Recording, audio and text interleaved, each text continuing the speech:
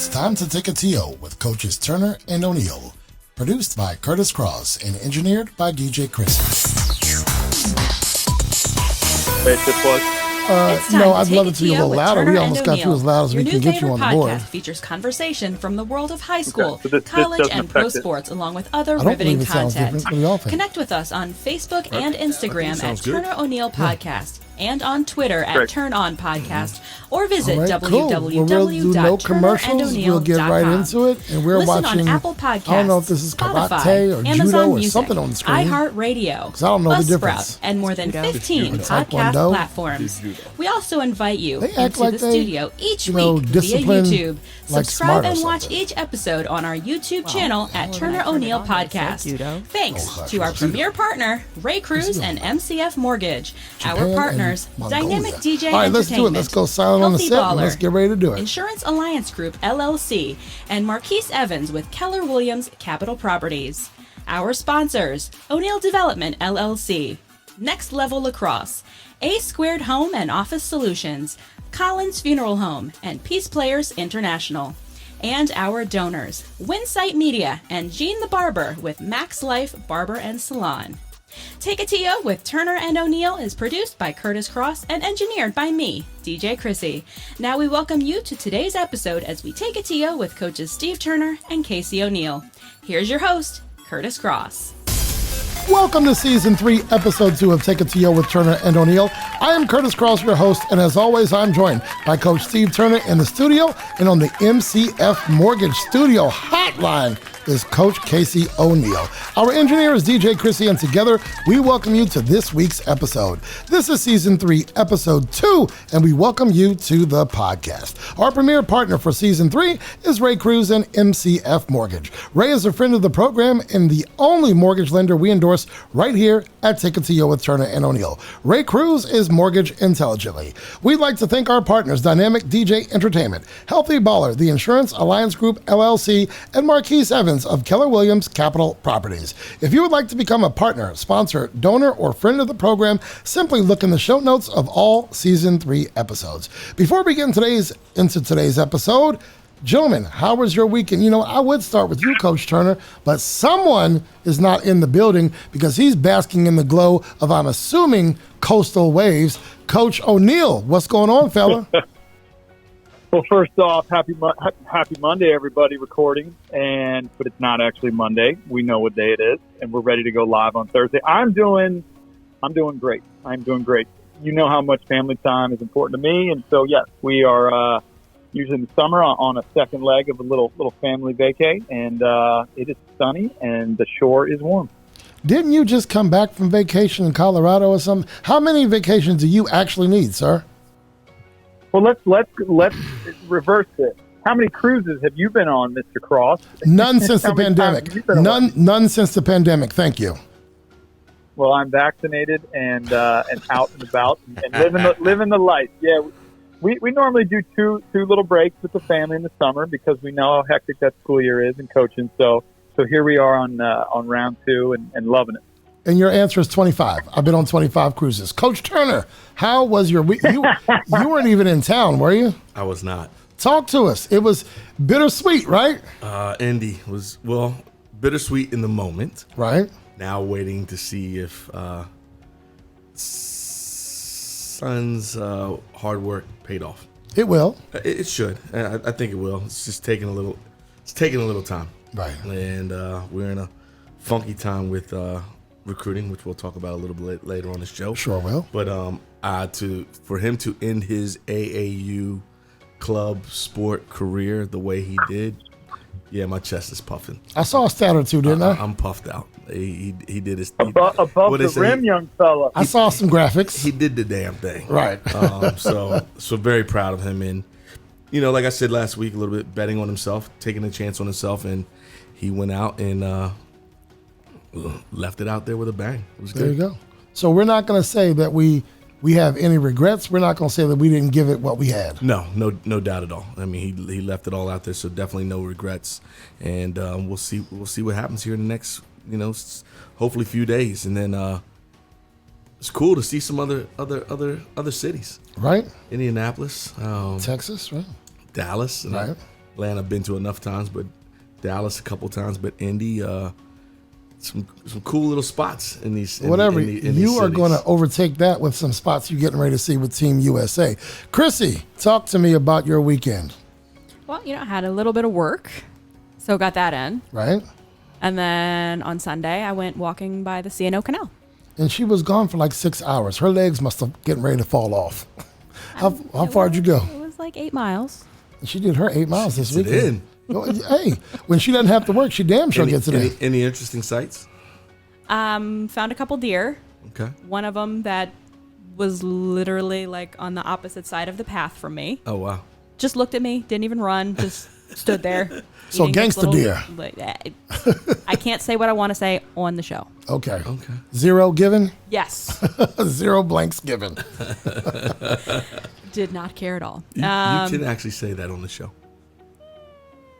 She's trying to keep her pristine image in shape. So you Trying. got the walk in, and beautiful, I assume. Hot, probably, right? Oh, it was hot. Okay. It was hot. There may have been a sign that said, "Warning, rabid animal has been spotted in the area." Oh wow. That was phenomenal. Oh wow. You avoided it, I hope. So if I can interject real quick, where we live, which you guys, everybody's very familiar with, we received an email the other day, and this is stuff out of nightmares. A neighbor down towards the Northwest Branch woke up to their pet kind of losing its marbles in the middle of the night. And they walked down to their kitchen, and a 2-foot copperhead was underneath their kitchen table. And it had come up from the woods, got into a crack, and they called the police, who called animal control to get that thing out of there in an hour. But what would you do if a copperhead snake was in your kitchen in the middle of the night, right? Well, Put a container over it? I've got a story. All right. Fresh out of college, back home, staying with my mom, and so I'm staying in the basement, and still living a little bit of a college life, out partying, hanging out. Right. Get in one late night on a couple cold ones underneath me, maybe a few cold ones underneath me, and walking down the steps, and I see this shadow, kind of, slither up underneath the couch where I'm about to go lay down. No, thank you. And I walk back up the steps, and I kind of, let's say, sobered up real quick. Right.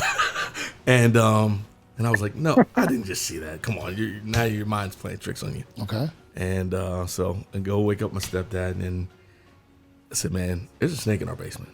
And he's like, no, come on. I said, nah. I said, yeah, I had a couple cold ones, but there's a snake in our basement.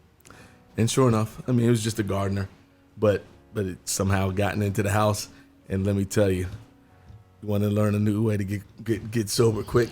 See a snake after you come in after having a couple. Right about where you're going to sleep, right?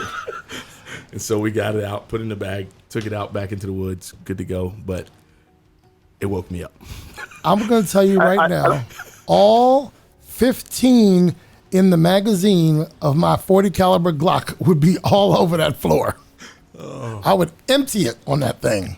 But you were going to say something, Coach Casey. I bet you bumped upstairs, Steve. I bet you were not sleeping in the basement. I slept in the basement with no problems. Whatever. But I was certainly wide awake, and ears were standing up like your pups, because I was listening for everything that night. Oh, my goodness. Look, not much going on with me this week. As always, I'm happy to be in the producer's seat for another Monday of the podcast. From Olympics to recruiting, the NBA Finals to baseball, we got some Ovechkin talk and some Scherzer talk that we need to get to. We are jam-packed with content. So let's hit our first commercial break, and we will be back.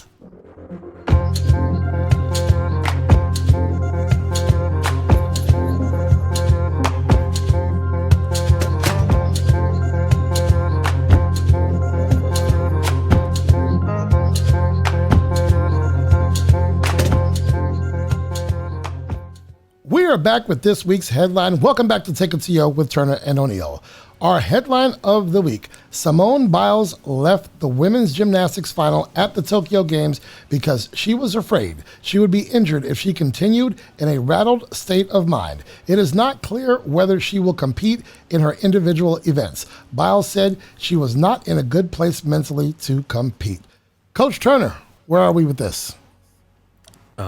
Self health is first priority, number one.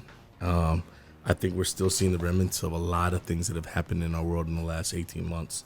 And as I said during that time, after the pandemic, it's going to be mental health. And we're seeing it with a lot of athletes right now in different ways. And I'm prayerful for Simone and hope that she is well. Certainly would love to see her competing because she's certainly the best at it. And would love to have her competing for our country. But her mental state and her health is the most important thing. And so I'm glad she's recognizing that for herself and doing some self-care and taking care of herself.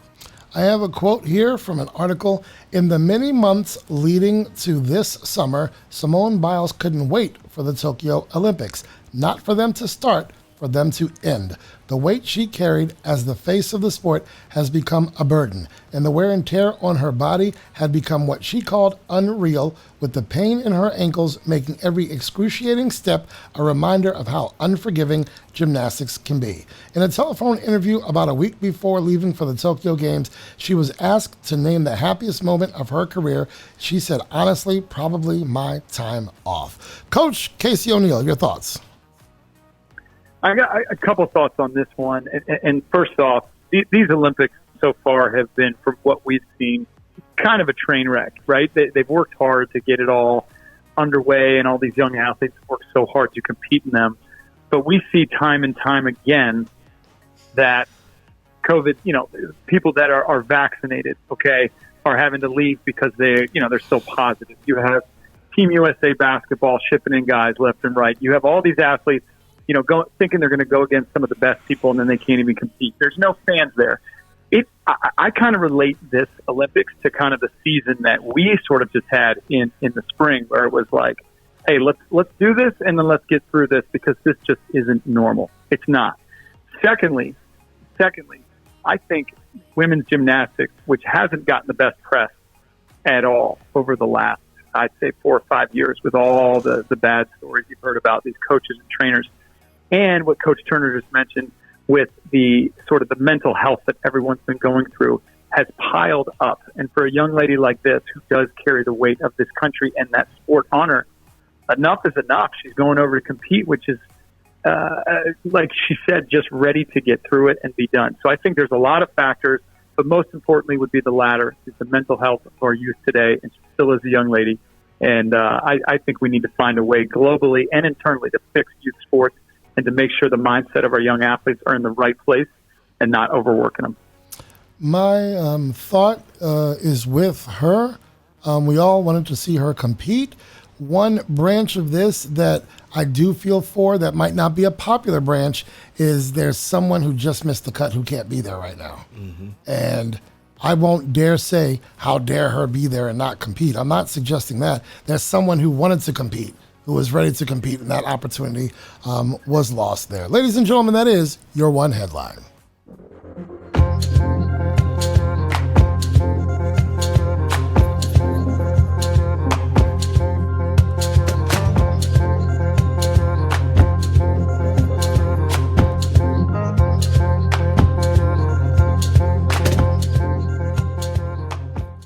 Welcome back to Take It to You with Turner and O'Neill. I'm your host, Curtis Cross, and I'm with Coach Steve Turner. And on the hotline is Coach Krissy O'Neill. Our engineer is DJ Krissy, and we are up to our weekly starting five. 5 questions I will ask of each coach, and they have 30 seconds to answer each question. They can defer 1 question each, and of course, we have our rapid fire round as well. DJ Krissy, what will happen if they go over their 30 seconds? You got new sound effects for us today? She got new sound effects. That's how she's doing. Don't think it was by mistake either. You out of town, that's the sound for you. I know Coach Turner is not going to go off his 30, so that is for you, Coach Krissy O'Neill. Let's get this thing started. And I'm going to throw it to Coach Casey first. And look, don't talk about you're on the hotline. There's a delay, so you get extra time. You know what? You get your 30 just like everyone else. Coach O'Neal, besides your family, what is the greatest love of your life? Oh, man. Well, if this counts, I think right now it's in the shape of 4 legs, all black, German Shepherd puppy.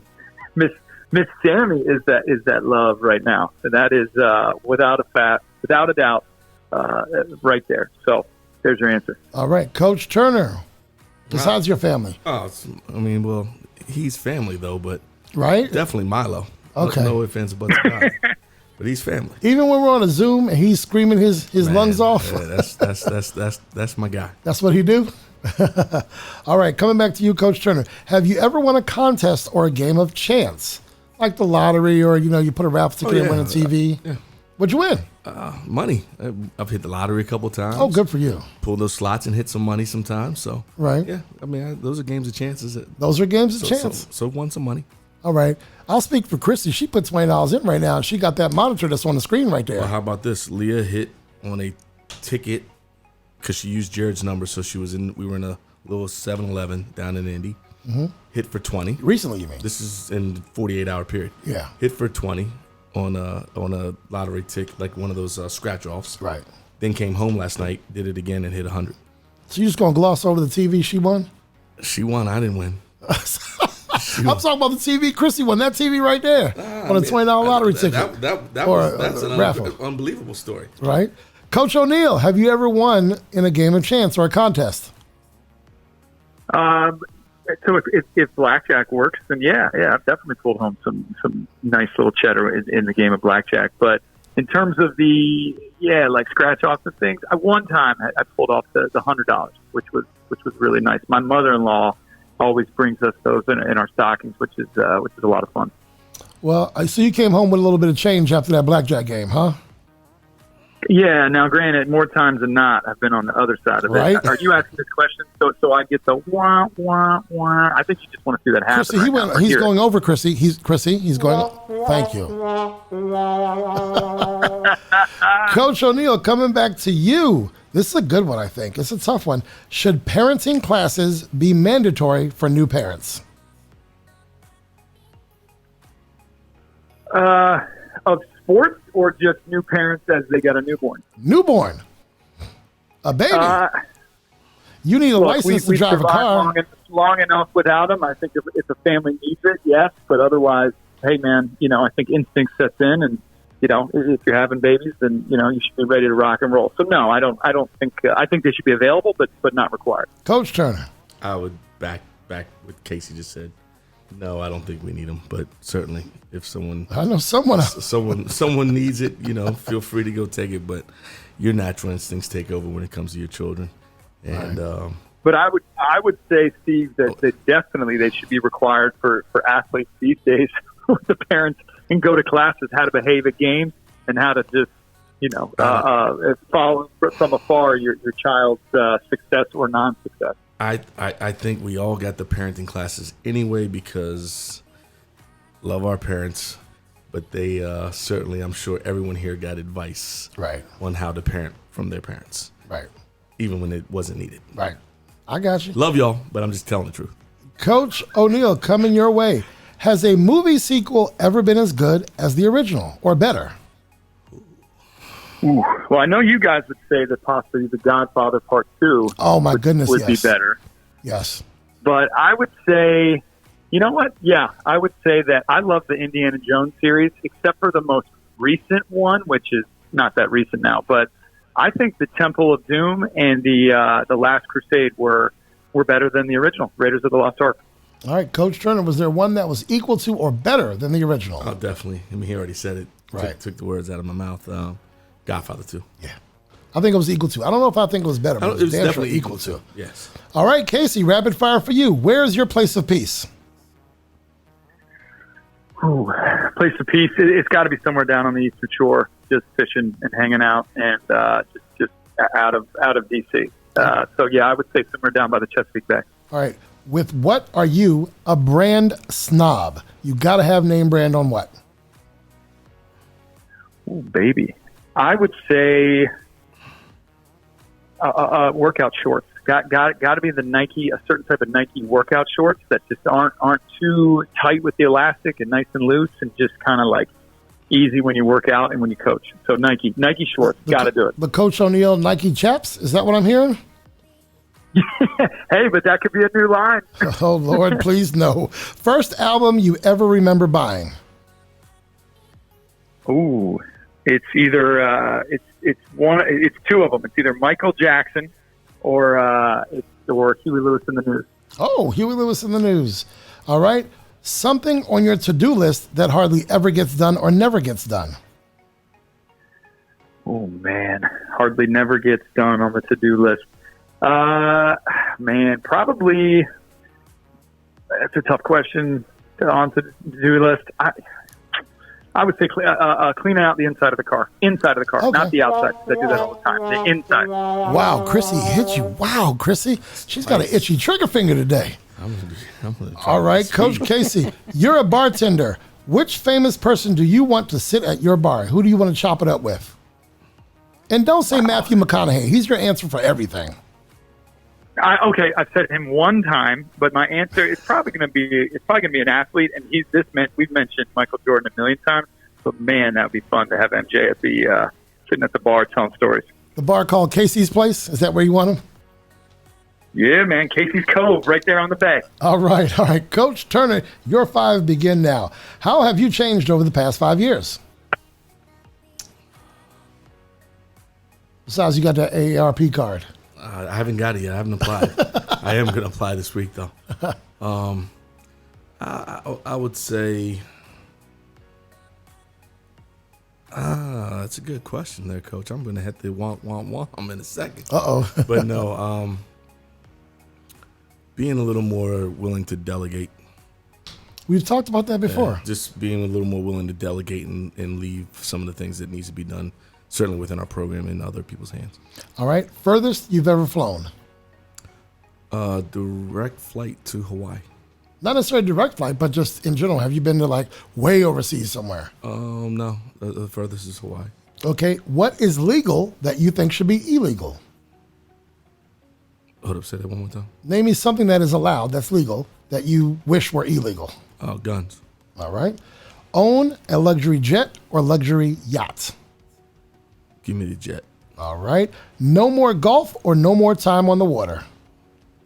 No more golf. You need that water. I need that water. You need that fishing. I thought about you. I need the water.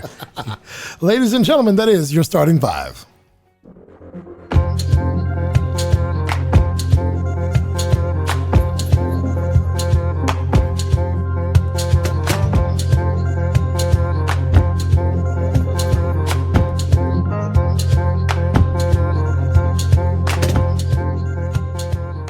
Welcome back to Take It to Yo with Turner and O'Neill. This week, we are going to get into recruiting the student athlete, not in a post-pandemic world, but as we move closer to normalcy with a lot of lost time since the pandemic began, we are hopefully going to get into a conversation that our audience, maybe some coaches, and certainly our student athletes can benefit from. Coach Turner, Coach O'Neill, the madness of the live period is now complete. A lot of opportunities were sought and hopefully achieved during the live period. But before we get into that, please briefly explain what the live period means. Please start with what was taken away during the pandemic in terms of opportunities for the student athlete, from exposure to showcases to communication with coaches. What was taken away, and then what did the live period provide? Gentlemen, Coach Casey. So essentially the live period was something where, mainly in Division I, actually in the pandemic, where the Division I coaches could actively come to club games, high school games, and prospect days and all these things, and actually watch players live. And so what you had during that non-live period was a lot of film, and I'm sure we'll get to that, where they're watching film and trying to get the word of mouth from their current coaches or club coaches. What also opened up and happened is actual visits. And we touched on this before, actually visiting the campuses, which you could do, but going to visit and meeting the coaches and touring with the coaches and having that contact with the coaches. In our sport, it's definitely Definitely a little bit funny in the summer. You'll go through from June and parts of July of having these live periods and playing in front of the coaches. It'll shut down for maybe a week in July and then open back up here towards the end of this month, and then in August kind of shut back down again. And then, so at least letting these coaches, have a normal life instead of hitting the road so much. And then they're able to kind of open things back up in September. What's been really hard in this live period over this summer has been, quite frankly, just the rat race to be seen, and so many bodies and people to see and go see the kids, not only the new kids, but the kids that you recruited during this non-live period during the pandemic, and saying, oh man, did we make a mistake here? Or, oh wow, is this kid, really what we thought he'd be? So I know that's a long-winded answer of what it's like, but it's certainly been just jam-packed this summer for not only our guys, but many different sports and all over the country. All right. But so when we got back to, when we're getting back to the live period now, what opportunities are now there or that you're seeing? It was probably not necessarily a struggle. I'm struggling personally for the word, but it was, running around like a chicken with your head cut off, because now there's a limited window for these prospective student athletes who want to move on to Division 1, 2, 3 colleges or want to play the sport beyond high school or prep school. What did that look like? So I think, and Steve will relate with this, it looked like a lot of pressure, a lot of be in the right spots, and a lot of, okay, I've got to keep going and going and going for kids that are his son's age, rising seniors, okay? Rising seniors, because they know that this is their window, this class of 22. Because, yes, there will be spots going into the fall that maybe there's a couple schools that are still looking for certain people, but it created a lot of pressure for those young men. And Steve's going through it right now in those rising seniors, and we're dealing with it in our sport, especially with the rising seniors as well. And so there's been a lot of pressure. There's been a lot of talk of, hey, maybe a fifth year might not be such a bad option, because these kids have lost essentially, let's just call it 2 years. 2 years. Their sophomore years cut short. Their junior years, kind of a weird season with the pandemic and playing under the laws that we had to play under. And then now having to really rush through it in the summer. Fifth year, maybe not the worst option for a lot of these kids, and to develop and continue to grow. So honestly, Kurtis, I really, really believe that, number one, the anxiety of those kids that they're going through, playing in this, conjumbled, crazy live period, coast to coast, shore to shore, trying to get where they could be, has been a lot of pressure. And two, making sure that they were seen by the right coach or the right coach on that staff. And there's no right or wrong answer to it, but I really feel for these kids and wish that the coaches had more time to develop those relationships with them. Coach Turner, so these kids were able to be seen, these athletes, men and women. I got a totally different perspective, because I think, I don't mean to cut you off, but just to answer it from the beginning of your question to the end, I think it's different. And I'm wondering, and I'd love to get Casey's perspective on this. I think it's a little different in the two sports, in that, one, basketball has the opportunity for full scholarships. Okay. Yeah. Like, I don't think, like, I would go against Casey a little bit in terms of the prep school thing in basketball, and it's the reason why, because our sport sits right now with a bunch of, I'm just gonna call it like I feel right now. I'm probably a little angry, so I hope I don't say something that ended up hurting me in the end. But I've got to just speak my truth. We got a lot of lazy guys out here. We got a lot of copycat coaches who chase sexy. They don't understand and respect or see the substance in a kid who maybe has a tremendous upside that can help their programs further down the line. I'm baffled by schools that want to chase kids in the portal. And the reason they're in the portal is because they're running from a situation.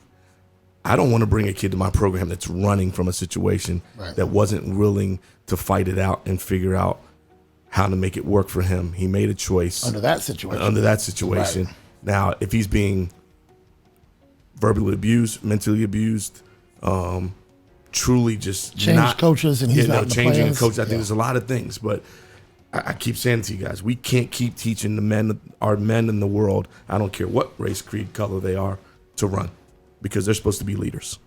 They're supposed to be leaders of their households. It's what's always been expected of them.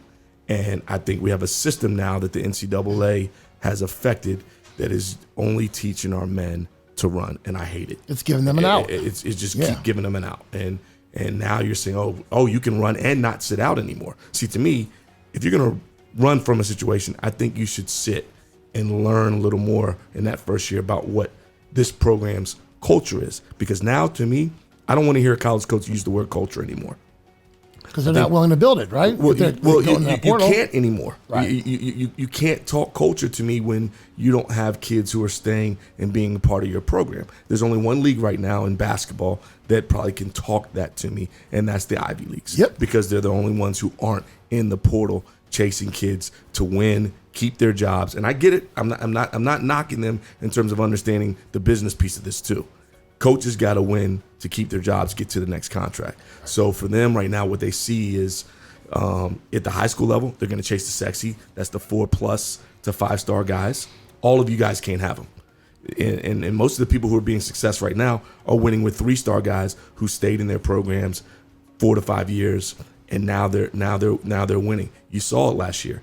Our blue bloods couldn't win, because they don't have guys who are staying Kansas, to build culture. North Carolina, Duke, Kentucky. The only one who got there, what the original Blue Bloods was or are, is UCLA. But UCLA got there through the portal, right? And lucked into a year where they were able to be a little more successful because they had more guys who've been there and brought a couple pieces to blend in with what they had, and they found a way to get there and have a chance. You talk about kids and you want them to sit out that year to learn the program, the culture, whatever. What about what you do to one side, you have to do to the other? If you're going to run and walk away from that program, like, I guess there's got to be a balance. For example, you could say to Jared, no problem. If you want to sleep in, you're going to miss this great breakfast we're going to make for you, or we're going to have, because we're not waiting for you. So, I mean, there's a balance. You can't run and get to play right now. You shouldn't be able to. You shouldn't be able to, but it's what we've become to, because there's money involved. There's TV contracts. Yeah. They want the best of the best to be on the screen. They want the blue bloods to be in the thick of the things, because that's when you're going to get the most bang for your buck in the NCAA tournament, is having those teams still at the top. Watch how many times you see Coach K on TV this year. Right. Because this is last year. Yep. They want that TV money. So I go back to what did they miss? They lost opportunities where kids would normally have coaches coming to our campuses to see them early, to take a look and say, okay, this is a kid I like. And then being able to have some of the live periods that were normally earlier, getting a second chance to look at them. This would be the final call. This now became an all-inclusive. All-in-one, right? Yeah. All-inclusive July. Like, I heard coaches say to me, this is bad basketball. Well, what the hell did you expect it to be? Kids have been on Zoom calls for 18 months, not in the gym, not working out. You can't tell me, even you guys working with your own players who are in-house, that you're getting good basketball. If you thought anything different, then you were a fool to believe that this was going to be great basketball that you're going to see. And to me, I'm starting to learn that there's guys out here who can't recruit with their own eyes. There are going to be. Hey, can I interject real quick? Yeah. A couple thoughts. So number one, just going back to the comment on the 5th year, that's not what I advise. No, because I think young, I know you know that, but I'm just saying that's a lot of the talk you get from the coaches saying, we're so jammed up at the top, right? Kids taking that 5th year from COVID. Kids coming back from injuries, the transfer portal, right? They're going out to get the new sexy hot pick that's going to come in and make their team better. It's just what these kids are hearing, which I think adds to the pressure, not only to them, but to the families.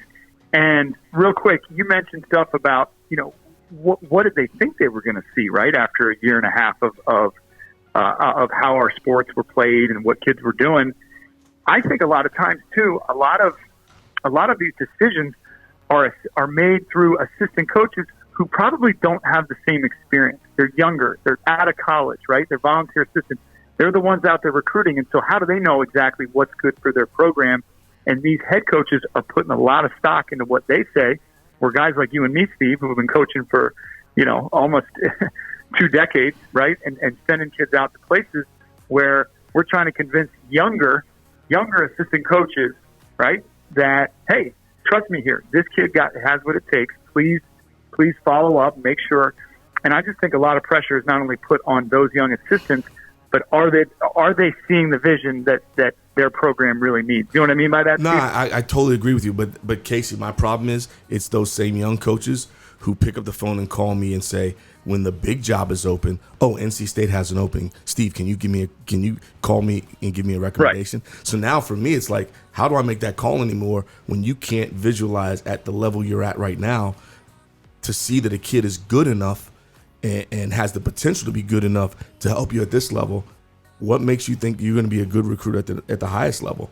So I'm torn because I've learned a lot in this short period of time, that some things that maybe I missed for a long time, and I think I missed it because you were getting the opportunity when the coaches could come onto our campus of head coaches coming in the gym to see our kids work out, play pickup, seeing them a little earlier in the AAU live periods and the high school live periods. And this time, everything was just thrown in a bucket and let's go. And so what you're seeing right now is, I feel like, copycat recruiting or guys who are just reading rankings. And rankings, I'm telling you all now, parents, please listen to me.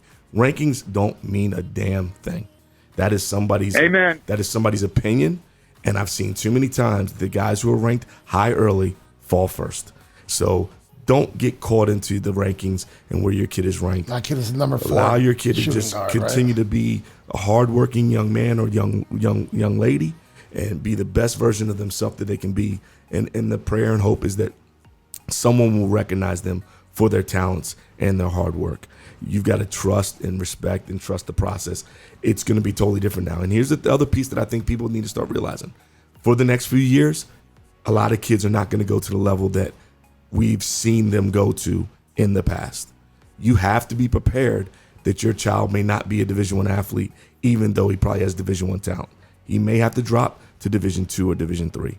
You know, I worry in our sport, going to prep school, I don't know if that makes a difference, because right now I'm watching so many colleges just recruit the portal because they want to be older, what they feel to be a little more mature. I don't know that I could just trust a guy that's running from somewhere else. Certainly, I'm certain there's some guys that will come and fit and help some programs be better. But I just feel right now, because of where I'm at, because of what I'm watching, our high school kids are being screwed. And the NCAA needs to wake up and figure out how to really fix this. Stop throwing Band-Aids on things and making things worse, because now you're hurting a lot of folks more than you can imagine. We're going to have a portal that when we start school here in the next, month and a half, there are going to probably be 700 plus kids who are eligible to play that don't even have a home. They were somewhere with a scholarship and now don't even have a home of where to go. So those guys are sitting in that portal, and we're not even looking at the high school kids. Right. So it's almost like a double down effect that a lot of people are getting screwed, because I think we're doing some lazy work out here, and it's unfortunate. You mentioned this bucket in July, where everything is thrown into this bucket. My question is this: should I understand, because I think I'm going to look at it from a parent's eyes, because you guys are in it, you know how it works every single year, like clockwork. You know, third week of April, this happens. First week of June, this happens. You know that process, that protocol. I don't know it as much as you guys, not nearly as much as you guys. So am I to understand there are other opportunities for coaches to see these players leading up to a live period? So, for example, kid A, she plays at a prep school. They can see her on day one, and she's kind of struggling through some things. And throughout that recruiting process, they can see by month 9, whoa, she got a lot better. She must have worked hard. Whereas now they're just seeing finished product, this is what you get. They can't see how that person went from 13.8 PPG to 22 PPG or whatever. I don't think these guys have enough patience to see that right now. And I'm not blaming them. It's not their fault. I get it. You're coaching for your livelihood, right? Which means if you're in the late part of a contract year, needing to win quickly so that you can get the next contract, or wanting to move up. Say you're at a lower level school, wanting to win quickly so you can maybe go get that bigger job, which gives you bigger money. And the vision now is older, mature, gives me that opportunity versus a young, immature high school student doesn't give me that opportunity unless I'm in the beginning of my contract. Right, and they can take that ride with me. And they can maybe take that ride with me. Or I can do a little dip in the dab, and I can take a couple kids from the portal and still take a couple high school kids. And a lot of people more on their last leg of the contract than that are on the beginning of their contract. So that shortens the pool, that lessens the opportunity for a high school kid, and it's unfortunate and it's sad. I'm living it. My kid killed it this past weekend. He's killed it for the last 2 weekends, and to hear him say, "Damn, Dad, they don't like me." He's behind 700 youngins in the portal. Damn, Dad, they don't like me. To have him have a game like he had in one of those last 2 games, I've seen it. That's usually the one that gets you enough that the phone is ringing off the hook. He's been home for 2 days, crickets, nothing. Right.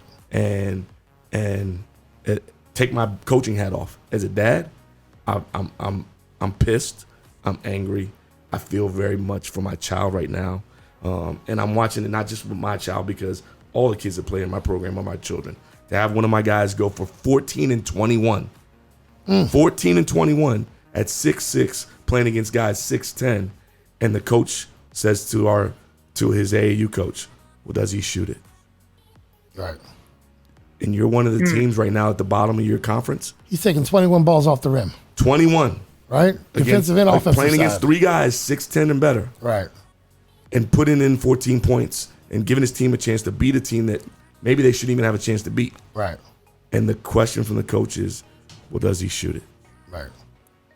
Not for you, he won't. But that's the coach. To me, that's the coach who'll be out of a job, because he's not seeing, he doesn't have the vision to take somebody that can be a great player for him and help him win. Gobble up some rebounds. And do a lot of things. Swiss Army knife. Do more than just right. shoot the ball. Right. I keep saying to myself, everyone talks about their development when they get to the next level in the next programs. Well, when we're talking about the recruiting, why does that never come into play? You can see a kid has all this ability. Well, then as part of your job, you're not getting finished products at some of these schools. Right. The only people who are getting finished products, and even those aren't finished products, are the blue bloods. And they're going to be one and done, right? And those are either one and dones or one in transfer portal, because they get there and realize they weren't really good enough to play there, or they're good enough and the pros come in and gobble them up. Right. I can talk about this all day. Right. Coach Casey, obviously I vibe a little bit more with Coach Turner because basketball was my forte for 24 years. But talk to me about what this looks like on the lacrosse side. You're out there, you're on the field. When I saw a showcase about a month ago, I think you were on the U. And there were some ungodly number of coaches who were there. The announcers on ESPNU mentioned it. But tell me how many coaches were there. What did that look like up there in, Hanover, Maryland, I think? Yeah, we were up in Howard County, Columbia, Okay, Maryland. yeah. And that was kind of the beginning of the summer circuit, and certainly an event where, it was all high school teams at an event called the NHSLS, which brings high school teams from around the country. And I mean all over the country, from California to Texas to Florida, New York, and, the Midwest, and we're playing that event. And that's a great event. College coaches love coming to that, right? And this is at the beginning of this live period here in June, and they were excited to come out. They love going to the high school events because they get to see the young men with their high school coaches and their high school teammates. Obviously, the club circuit dominates the rest of the summer. When you play with a club team, it's more about going to tournaments. They do practice and get ready, but, they're with kids that they're enjoying themselves, but with kids that are from other high schools and other areas. And so certainly in an event like that, it is prime real estate for college coaches to come and put that lawn chair on the sideline and watch kids with their high school. What you kind of see the rest of the summer is, okay, we see a young man, either a rising junior, and we're going to contact him, come September 1 and get some, get a little intel on him and a little bit of background and some live looks. And then you're hoping for those rising seniors. Hey, I didn't get an opportunity to be seen last year. Here's my chance. And as the summer goes on, as Steve had alluded to, you get into this July mixing bowl of event after event after event after event. And I'm telling you, these young men are playing in probably close to 50 games throughout the summer, maybe more. They're just continuing to go. And as the summer wears on, so do their bodies, and so does sort of the stamina, and so does the energy level, and so does the, if you're not being recruited or being contacted, so does your mindset. How much more time do I have? You talk about basketball teams, and I mean, that's incredibly hard for these coaches to dissect and bring in 15, 16 young men or young ladies onto their team. You get to the lacrosse aspect of it, and they carry rosters anywhere from 50 to 60. And so with those guys, they're gonna jump the gun on certain positions and really go quick in those skill positions. And then they're going to take their time. They're going to take their time with young men or young ladies that they think will still be around maybe later in the summer or early in the fall, who can, possibly come in and plug a gap, whether it's a transition need, whether it's a defensive midfield need, whether it's somebody who can just kind of be a backup, but most importantly, be a good sort of role model in their program, because they've got their jobs on the line. They got to make sure these young people coming into college are behaving. And when you have 50, 60 people, and then you get to football, close to 100, there's a lot of liability there. A lot of kids that can come in and maybe make a mistake or get caught partying or doing certain things. And so there's so much more that tends to go into it. But I could not agree more with Steve on the rankings, right? These are such subjective views from look, a lot of guys do really good work, and they made a career out of ranking these kids and following the schools they come from. But it really, really, at the end of the day, I don't think it should matter, because you got to see the whole picture. You got to know the family. You got to know the grades. You got to know what the head coach thinks and the club coach, and really, really develop those relationships. So that's kind of a long-winded answer on where we are. I can tell you that I'm currently, working with a couple of rising seniors who are, I feel for. There's not much more they can do, right, to be seen and to go out. And it's you just hope and you pray and you continue to communicate that a home will be found for them, because they've worked their asses off to this point. Hey, thank you for mentioning young men and young women. What does this look like for women's sports? What does it look like for, field hockey, soccer, basketball? On the ladies' side, did they have the same live period that the boys had? Yeah, they had the same live period. What I think you're seeing is, and we don't hear the talk of it too much, and it's certainly something I want to look at a little more, is their transfer portal. I don't think it's nowhere near what clogged up. what it is on the men's side, and you don't really hear a lot about the women's coaches chasing after players in the portal. Certainly, you get young ladies, ladies who transfer and for whatever reason, but it's not what you're seeing on the men's side. And then I think, Casey, you brought up some good content there in terms of the numbers. Lacrosse has a lot more people that they can field on a team. Football has darn near 100 people they can field on the team, and basketball doesn't. It's 13 to 15. Yep. But I would argue that they're also pulling from teams that have larger teams too. So couldn't they be just as clogged? Because a team, a UNC that's going to have to field 50 kids on their lacrosse roster, they're pulling from a high school that might have 68 kids on their roster versus yours, which you have, 15 maybe max? 15 at max, 14. Right. So wouldn't that all be comparable? I don't know. I don't know. I'd say no. There's less opportunities in the game of basketball than there are in the game of lacrosse. You know what you told me one time?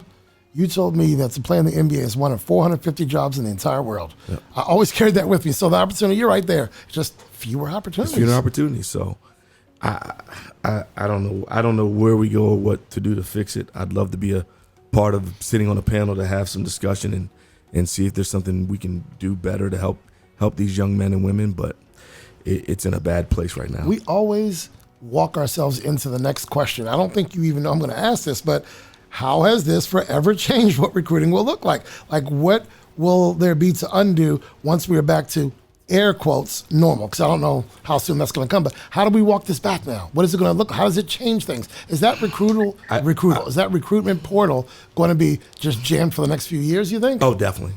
It definitely will be. And I think we made the mistake of, I think we acted too hasty after the pandemic, or we're still in the pandemic, in my opinion. But I think the decisions that we made, they could have waited another summer to do them, and really sat down and thought it through a little more thoroughly. And I've always said this, in Casey, I've said this to Casey a couple times. just with little things, is we never talk to the people on the ground level. Right. You were not happy about that from day one. We have these guys making the guys and girls, men and women making these decisions for the people on the ground level. But not that our answers are going to be the correct ones, but at least hear us out. Get some intel. From what we're seeing and what we think, and it never happens that way. And then we have this mess, and the people who are stuck trying to fix it or help resolve it are people who don't have any say in it. So you're saying from a mahogany table in a boardroom, you can't make this decision? No. All right, give me this. Coach O'Neal, I'll start with you. One thing you would do to change this portal, what's one thing you would change about this portal and how it will affect not only your athletes, but athletes across the country and some across the world? What one thing would you start with? So clearly, look, the portal doesn't affect the sport of lacrosse as nearly as much as it does in basketball. It's not even close. Now, granted, the portal was jammed up, last year with Ivy League athletes who, wanted to go play, and you see like the top level guys headed to Duke or Carolina. And so it hasn't necessarily, I haven't seen it as much in our sport. Now, granted, it doesn't mean that there aren't kids sitting around there, but as I mentioned, with 50, men and women on a roster, and a little less on the women's game, for lacrosse, there's more room, right? There's more room for plugging people in. And I do think our sport will get back to more of a normal kind of recruiting stage in a year or two, where it's kind of back to what it was. And while it's not perfect, don't even get me started. It's not. Nothing really is when it comes to recruiting.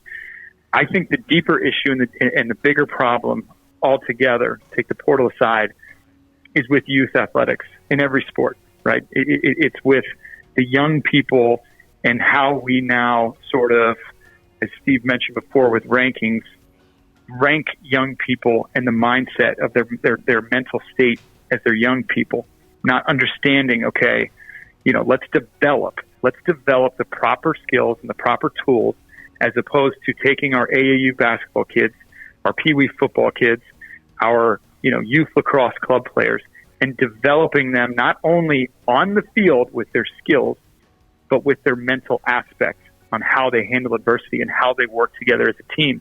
Because what happens is they get into high school and it's quick fix. How do I get to, okay, I got to Gonzaga, or I'm going to play at Landon, or I'm going to play at Bullitt. Well, I'm a freshman. How am I going to get into college? And how's that going to happen? And if it doesn't happen right away and we don't develop them at the young age, it's going to screw the whole thing up. So I think the biggest issue overall, and sorry that I'm preaching here, is building and developing our youth players. And instead of just throwing them out there in games and compete, play, I don't think they grow or get any better.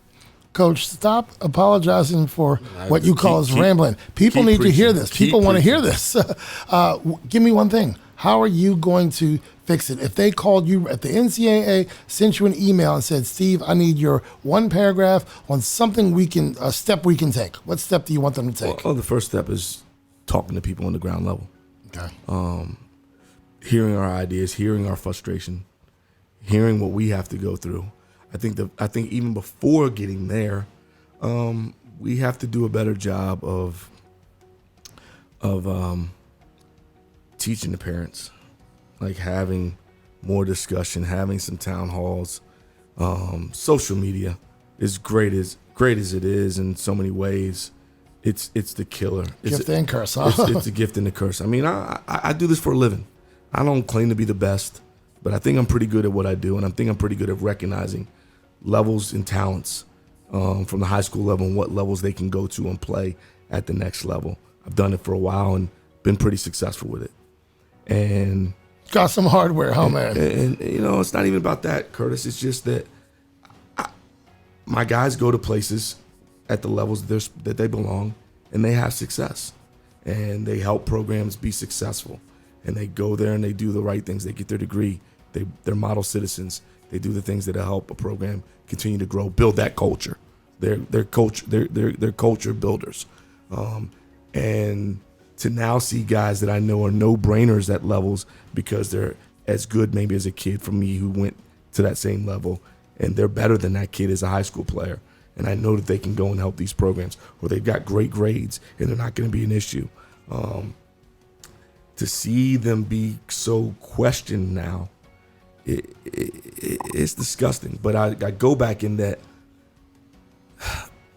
I watched guys this week, the last 3 weekends, just walk away with scholarships just because they would run and dunk and look sexy. Right. And I'm watching and realizing I'm watching the coaches call them out for not knowing their plays. They don't have great basketball IQs, but because of their athleticism and ability to run and jump and look the part, colleges are just throwing offers at them. Because they can point to the goal and have their point guard throw them oop. And so I'm just baffled by that. I'm So just, that further builds no culture. No, I just worry because, not that it doesn't further build culture, because it's not that those kids are bad kids. I'm not going to say that they're not good. They would be good culture builders, but they're the kids that end up being in the portal because they were sexy, and then they get there and they're not substance, and now this coach is running them all and trying to bring another person in. So that's where I'm disgusted, where there's like, who's really digging deep to look at what young men or women can really, really help their programs. And maybe it doesn't happen from day one, but these are the kids that are in their programs for 4 years that build them to the opportunity of being in the thick of things when it matters the most. Coach O'Neal said in episode 1, core values. And what are they doing to look at that player to see how they will enrich the program? When they step on campus, how do they make our campus better? How do they make our campus better? Yep. I am going to break from this to say a youngin' from Spain just laid out a youngin' from Kazakhstan in boxing, and the ref just went like this, put his hand up and said no. Ladies and gentlemen, we'll be back after these messages.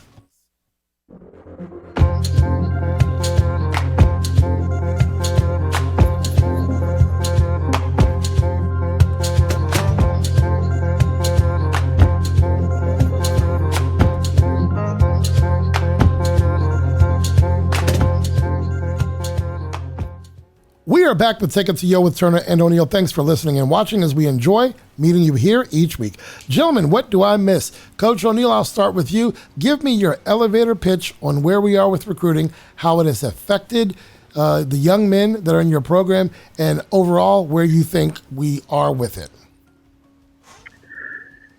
So first off, I would start with, talking to the young people and the parents, and whether you are getting highly recruited or not. And by highly recruited, getting the big time looks that you think you should get. Learn to talk to all the different schools, because number one, young people talking to an assistant coach maybe at a mid-level or a lower level is very good as you develop skills growing up and getting into the real world.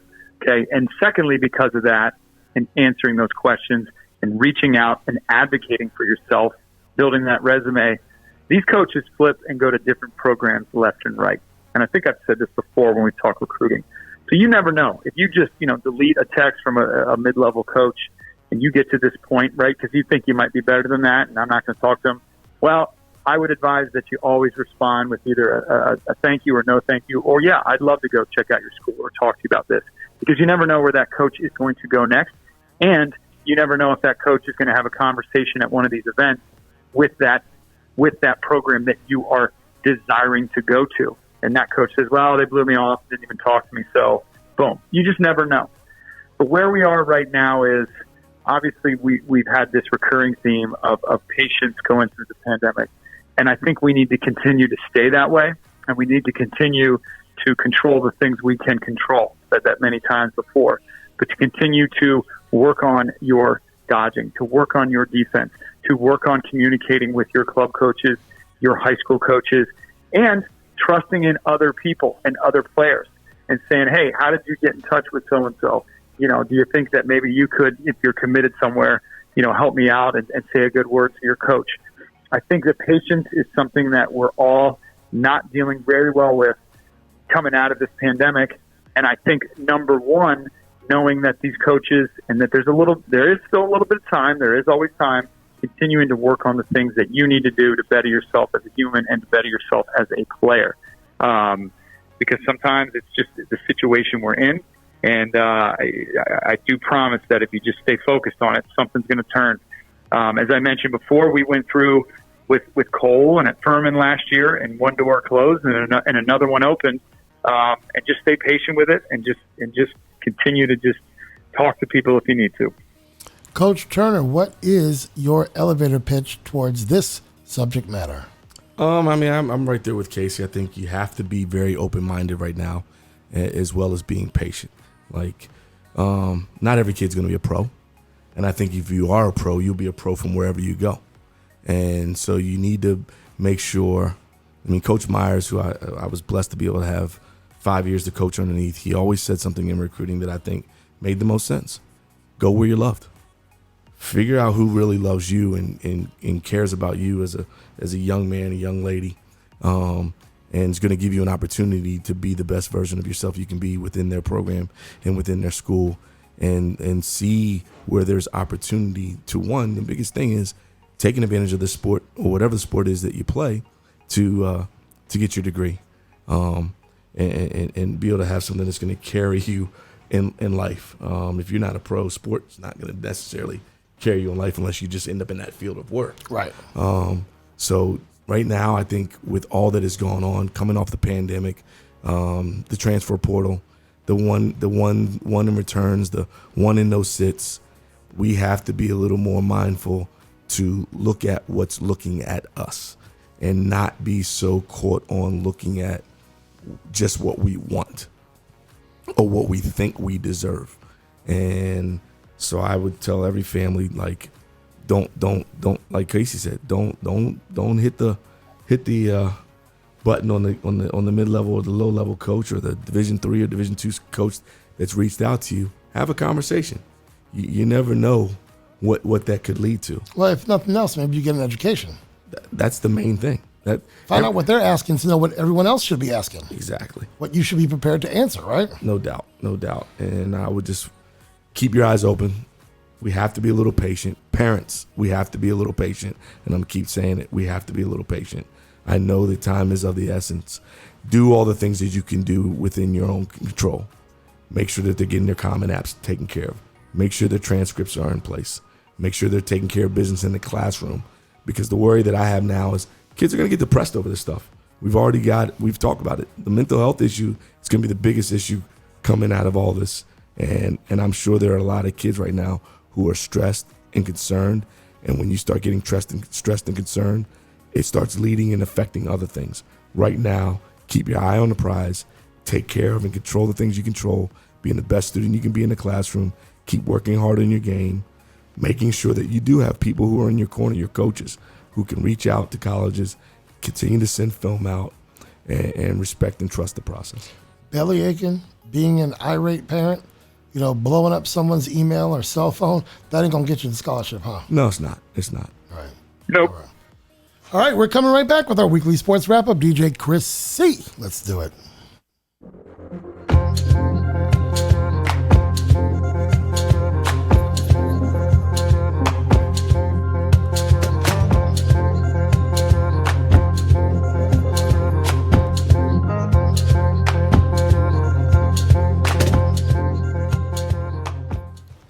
Welcome back to Take It to Yo with Turner and O'Neill. This week's episode is brought to you by Ray Cruz and MCF Mortgage. Now our weekly sports wrap-up. The NBA Finals. The Larry O'Brien Trophy is now in Milwaukee. After dropping the first two, the Bucks did what most thought they couldn't do, except for Coach Casey O'Neill, and that was to win 4 straight games against the Phoenix team poised to win the NBA Finals. What happened here, fellas? Drew Holiday, this guy that everyone was questioning after the first 2 games, stepped it up. He was a monster defensively. I thought the Bucks played really good team defense, and they were aggressive on the offensive end. And the Greek Freak, he was a freak, and he did all the things in his power. But I thought, Phoenix kind of lost their mojo after the loss on the road, the first team. I think they got the road win. You got to win in someone else's place, right? Was going to probably win this, and Milwaukee was the team that did that. and now they're the NBA champions. Did Mr. Chris Knoche say that he felt like after game 2, that's where the tide turned for Milwaukee? He did. He said even in a loss, it turned for them. Right. They made some great adjustments, and they were able to go win 4 in a row. Yeah. Coach O'Neal, what did you see there besides your prediction come correct?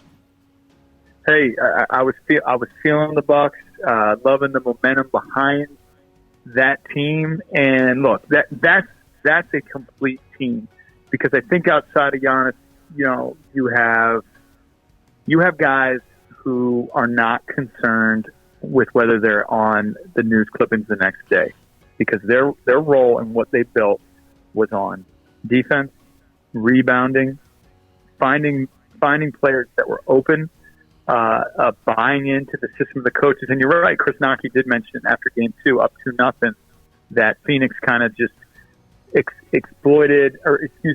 Phoenix kind of showed everything that they could do in those 2 games. And when you're a team like that and you're not concerned with being down 2-0, you know what? You're just going to take it one game at a time, one possession at a time, one defensive stop at a time.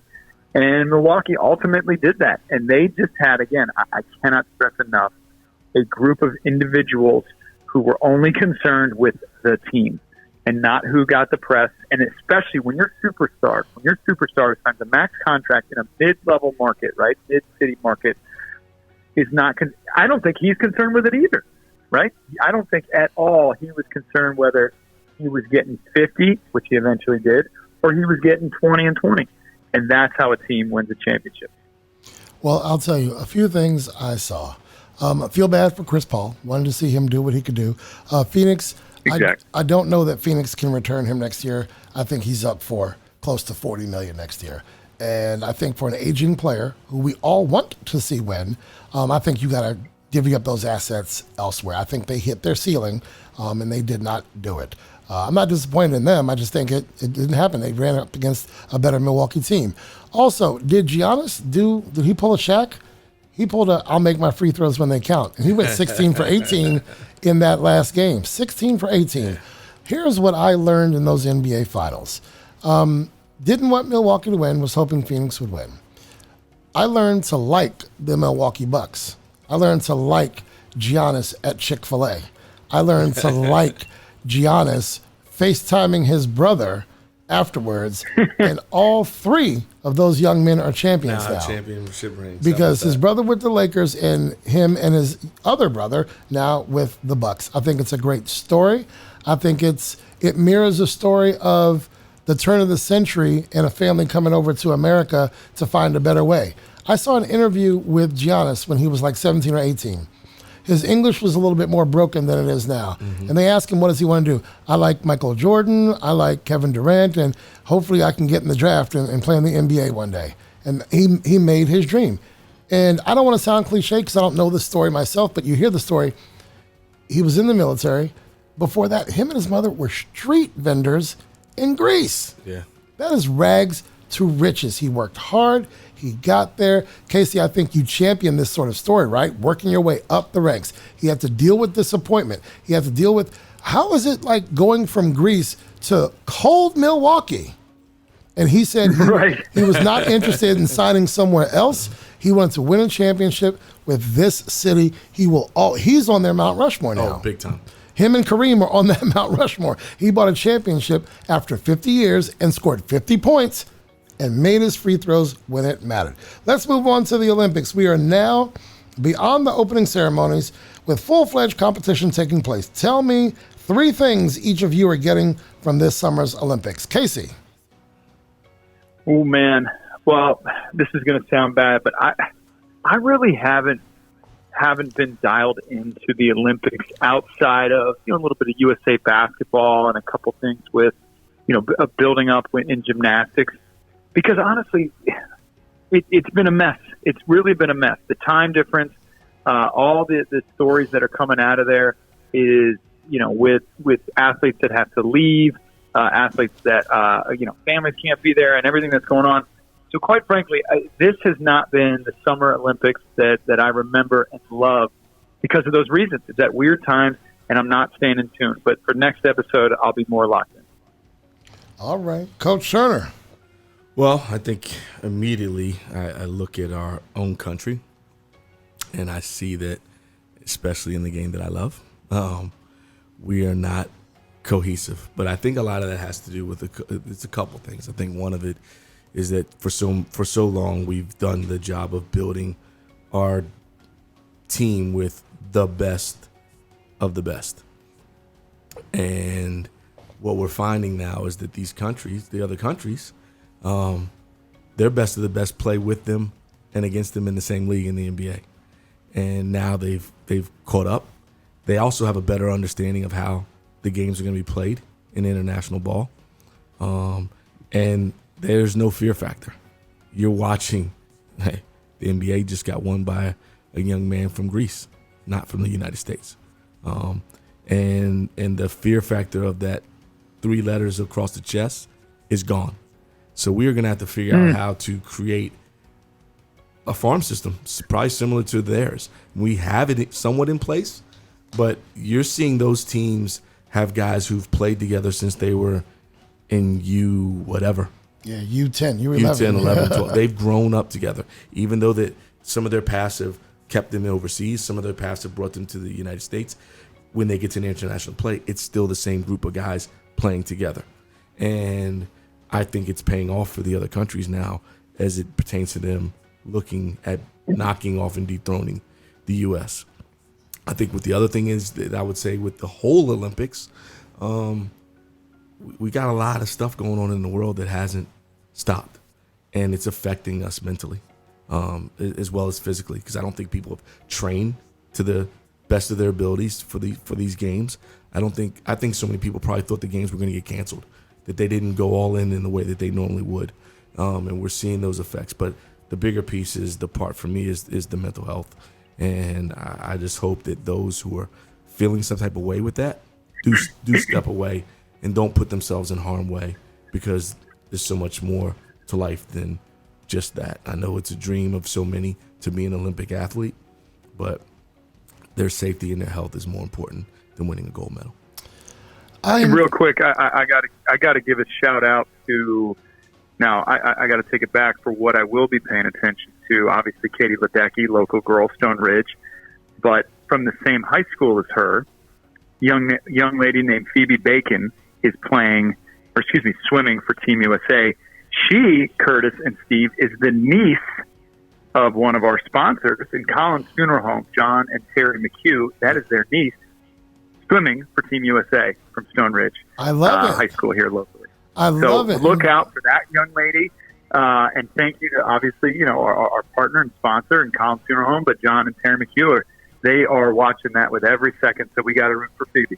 Yes. We will definitely root for her. And, of course, we thank John and Terry. They have been sponsors of Take It to Yo with Turner and O'Neill since day one. Here's what I'm getting from the Olympics. I'm tired, Steve. I'm tired, Casey, because I'm staying up late.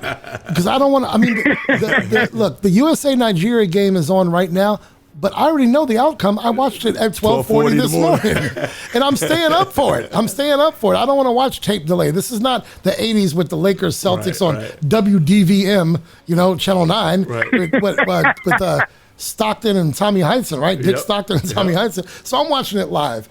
So that's one thing. The next thing is the USA men are in trouble. They passed on Biggs. Everyone else is getting better, and I don't know why we're not getting better. We are not dedicating ourselves to defense, and I know this is a pipe dream of mine. I know it is a pipe dream, but I'll tell you what I have. The kids and I did this yesterday, and I want to know, when are we going to get to this? Here's what I think, in part, we're missing. Trae Young, Steph Curry, Dame Lillard, Russell Westbrook, James Harden, Drew Holiday. That's a hell of a backcourt. KD, Anthony Davis, Big Cat, Julius Randle, Zion, Draymond, Chris Middleton. You've only heard 2 or 3 names that are over there. Jason Tatum, Donovan Mitchell, Devin Booker, Ayton, Montrez, Kawhi. The problem is the effect of what we talked about in the NBA. Playing a later season. Season. Yeah. All the injuries. Right. Guys are now saying, I got to get my rest to get ready for my season next year, because for them, the NBA championship. I know they didn't have a pandemic, but bigger. Jordan always wore USA across his chest. Patrick Ewing and Chris Mullin always wore USA across their chest. There was something to be said for that. And you know what? If James Harden needs to get rest, why is he getting arrested in France at Paris Fashion Week? Don't tell me he needs his rest. He's in Paris. So, why are our best guys not there? Maybe we see something different when Grant Hill takes over. And I'm going to talk blasphemy here. Well, and then you got to talk about that. We're in transition. We're in transition. Right. Coach K would have locked those dudes up. Locked them up. And we're in a transition. So I think got to be a little patient. Unfortunately, it's going to affect us for this Olympic Games, but hopefully we'll get things back in place. I'm going to speak blasphemy right here on this show. I don't want to see Pop on the sidelines anymore. My other couple of bullet points, I don't know why everyone is falling off a skateboard, and I don't know why skateboarding is an Olympic sport. You're supposed to be the best of the best. Number 2, handball. I love handball. I watch that. That is cool. And number 3, I'm not going to leave you with this because I got one more. Number 3, if I saw Brittany Griner in an alley, I would run the other way.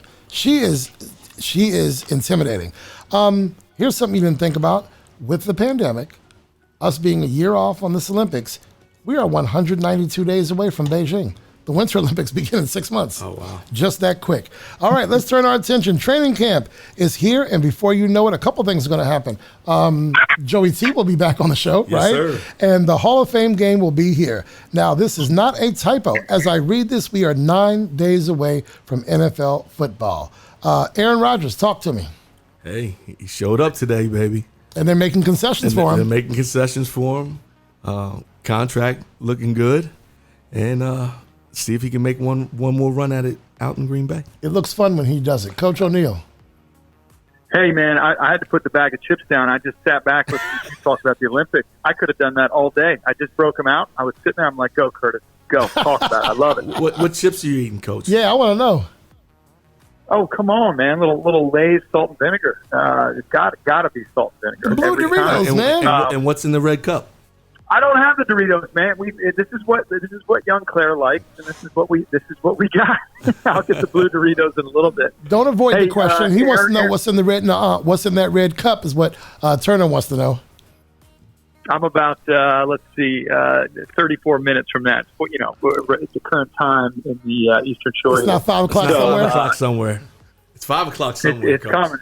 It's coming. They're firing up the grill and enjoying it. Weather's amazing. All right, give us an Aaron Rodgers take. Rodgers, love to see it. Too good of a talent. Too far and deep into his amazing career not to be dialed in and locked in, and the Packers to be just that stupid to not make somebody like that happy and what he needs, because he's been grinding and working and doing everything he can from his standpoint to make them relevant.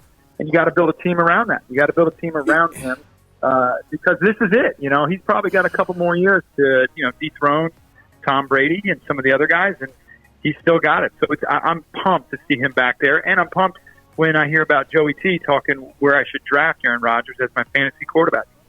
All right. Coach is being dismissed for refusing the vaccine. Gentlemen, your thoughts? Hey, come on. Conform or go home. Right. It's pretty simple. Conform or go home. Coach O'Neill. Yeah, I agree. I mean, it's look, there are some rules in this country that are absolutely ridiculous.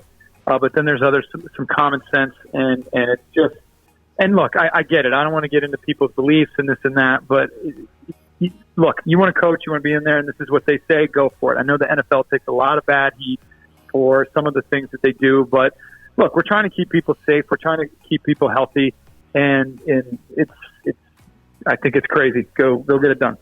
Is Deshaun Watson going to find himself wearing an NFL helmet this season? I don't think this year, or if it does happen, I think it's not in the first month or so.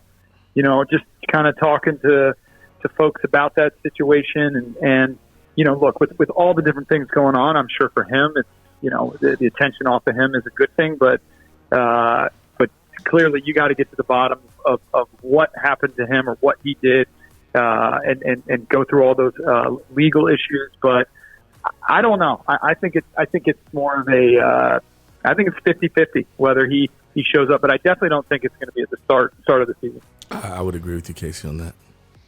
Are there going to be any residual effects from the pandemic? The NFL did get in a full regular season last year. There were no fans at times. There were fans at times.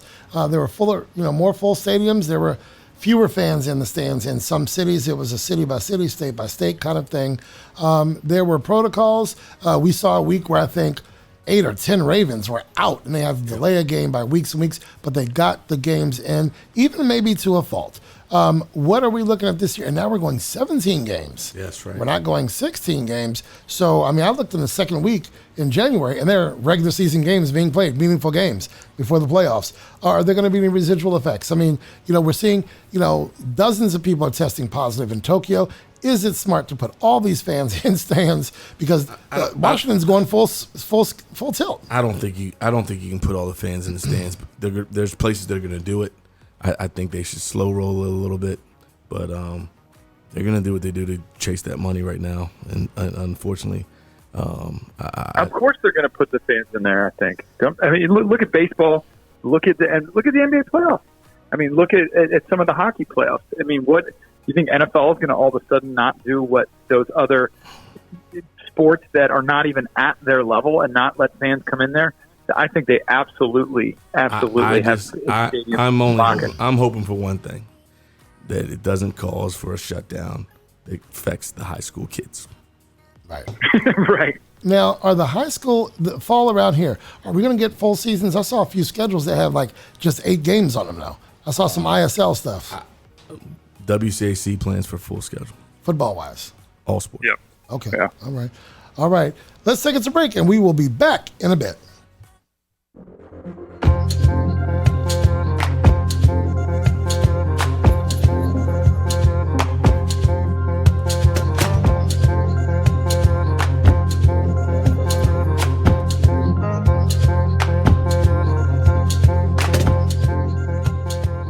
We are back, and it's time to wrap this episode up with some thanks and, of course, our final word.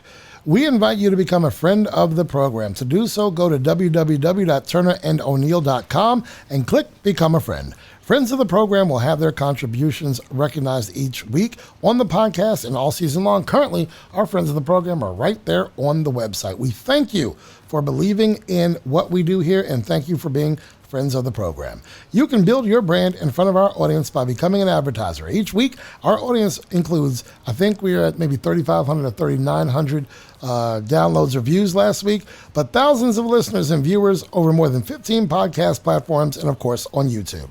Advertise today, and together we will help build your brand. Advertising rates are as low as $20 per episode, so become a donor, sponsor, or partner today. Just visit www.turnerandoneal.com and click Media Kit.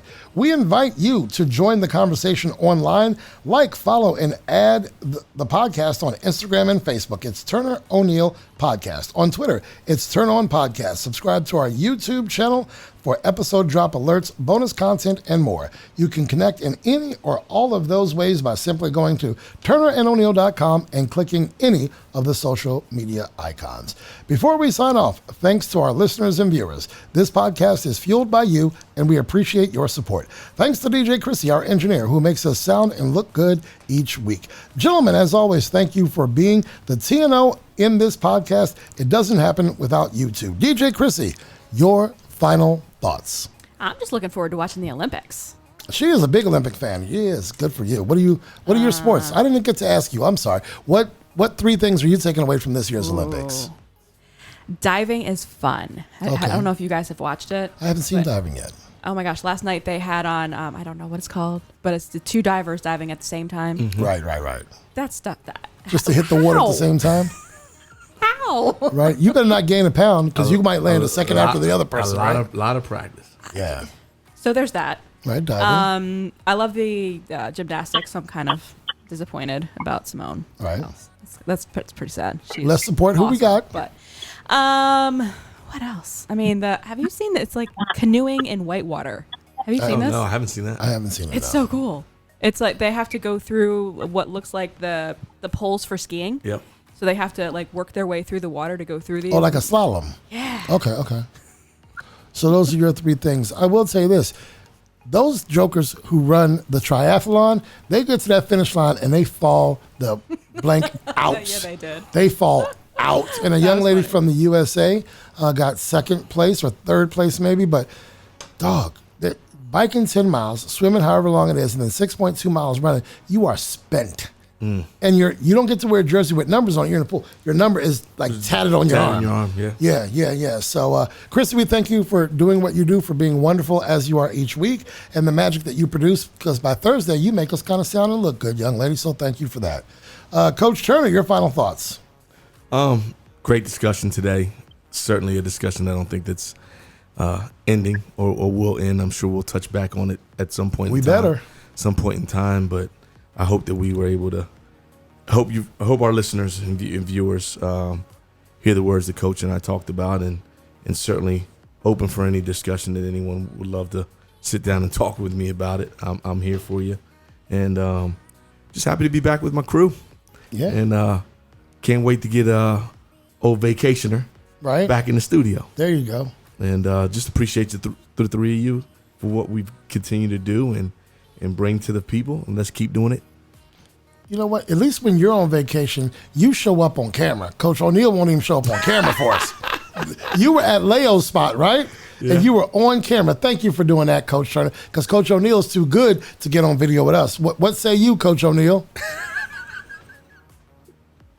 You want me on camera? You want this sunburned face to get on camera, huh? I need Hollywood on camera. What are your final thoughts, Come on. Hey, listen, no matter where I am, look, I'm always with family. Most important to me, but I will always find time for work and always find the time for the TO fam. Great episode. I think it's important to continue to, hear from you, Kurtis, and you, Krissy, and Steve and myself about these topics and about these things on the podcast. I think our viewers and our listeners really, really want to hear about, what we're thinking. And as far as today goes, again, Steve's touched on it so many times, but the mental health aspect for those out there listening that are frustrated with their recruiting process and taking it to a deeper and dangerous level with their mental state, there are people to talk to. There are coaches and people that care. So just don't keep it inside. Express your feelings and talk to somebody about it if you're feeling that way. But another great episode, and can't wait to see you guys next week. Well, in relation to what you're saying, wherever you go, I will be right here waiting for you. All right? Hold on. Name the artist. That's Richard Marx, the Endless Summer Nights album. Come on, man. That's too easy. Richard Marx, baby. That's too easy with his big old hair. All right, I'm going to close this thing out. Thank you for being who you guys are. Yeah, this is what you get, Steve. Even when Casey's not here, I'm serenading him. I miss my little brother, okay? I miss my little brother. Can I say that? Yes, you definitely can. Did we just start karaoke? That's karaoke. That's more than 1 week. We've had song on this podcast. Is it song? I don't know. We've had song on this podcast. Thank you for doing what everyone does. Thank you for opening up the studio. But we will be right here waiting for you, young buckaroo. My quote for the week: don't look for a change of scenery for your circumstances to change. You got to make the change in you. Don't expect the new outcome to appear magically. You've got to direct that change. DJ Krissy, pull the plug. Take It To You with Turner and O'Neal would like to thank our advertisers, our premier partner, Ray Cruz and MCF Mortgage, our partners, Dynamic DJ Entertainment, Healthy Baller, Insurance Alliance Group LLC, Marquise Evans of Keller Williams Capital Properties, our sponsors, O'Neal Development LLC, Next Level Lacrosse, A Squared Home and Office Solutions, Collins Funeral Home, and Peace Players International, and our donors, Winsight Media and Gene the Barber, now Max Life Barber and Salon. Take It To You with Turner and O'Neal is produced by Curtis Cross and engineered by DJ Krissy. All material is the exclusive property of the podcast and may not be copied, rebroadcast, or used in any way without the written consent of the podcast. The views, ideas, and commentary of podcast guests are solely their own and not necessarily endorsed by the podcast. You may submit questions, podcast ideas, and commentary to turneroneilpodcast@gmail.com. No compensation is offered for submitted material. Should we choose to use your idea, comment, or question, you agree to your likeness, social media identity, and/or information being used on the podcast. Take a TO with Turner and O'Neill is recorded weekly and distributed via Buzzsprout, Google Podcasts, Spotify, iHeartRadio, Apple Podcasts, and more than 15 podcast platforms in total. You can also view Take a TO with Turner and O'Neill weekly on YouTube. Subscribe to our YouTube channel for the latest episode drops. Some portions of the podcast may be pre-recorded. Join us socially on Facebook and Instagram at Turner O'Neill Podcast, on Twitter at Turn On Podcast, and on YouTube. Search Turner and O'Neill and subscribe. Our website is www.turnerando'neill.com. Advertising opportunities are available.